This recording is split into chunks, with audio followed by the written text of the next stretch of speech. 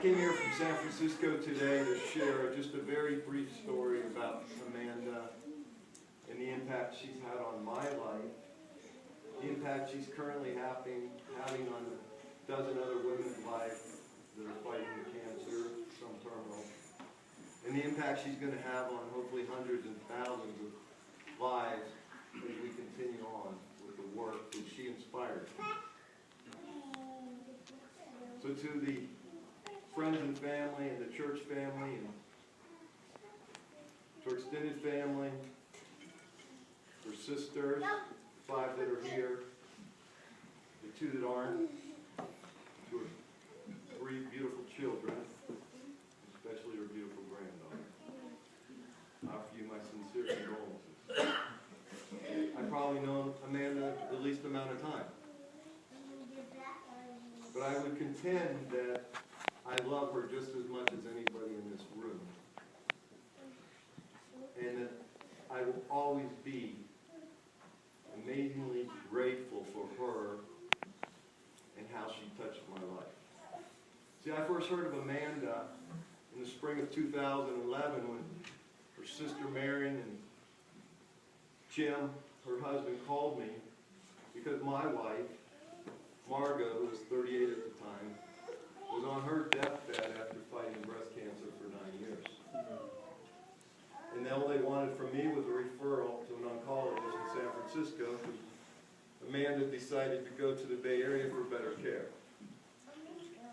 After that call, approximately 2 months, my wife passed on. In the grips of devastating grief, I wasn't capable of doing very much. So the first few weeks I walked around in circles.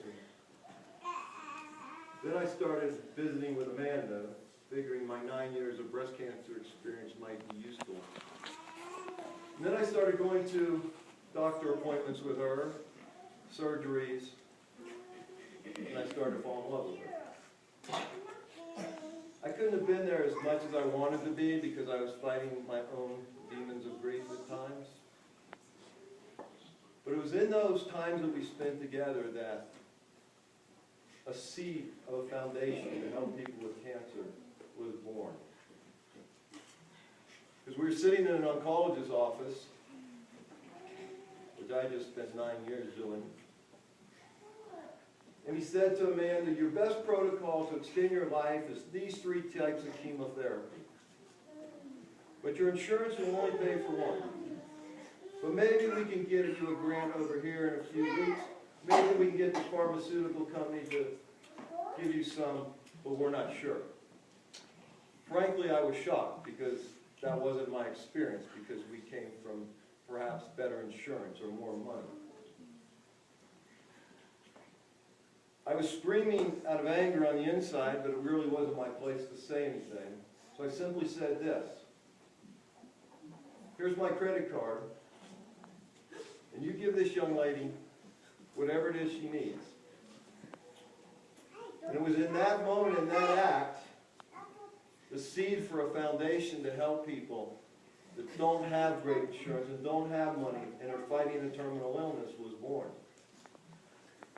It took me about 6 months to launch it. And for the past year, we've helped over a dozen women, and currently helping a dozen women, some terminal. I'm reminded as I speak right now of a 32-year-old woman lying on her deathbed in San Francisco with 16 breast cancer tumors in her brain. Her only request to the foundation was, because she doesn't have much family, was, Mike, will you just make sure I can die at home instead of a hospital?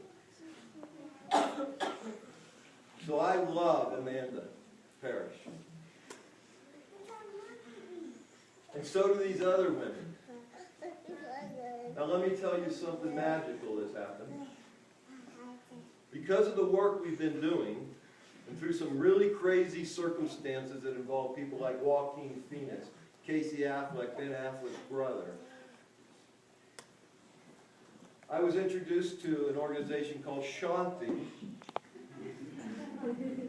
which is the largest nonprofit foundation in San Francisco and has been helping people with cancer and HIV/AIDS for the past 40 years.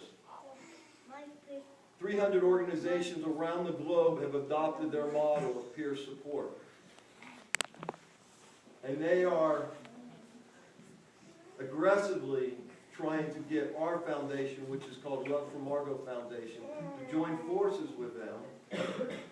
And when that happens, and I'm confident it will, because we meet tomorrow and have a board meeting on Monday, then Amanda's life is not only going to inspire people in East Bay, where I am, in San Francisco,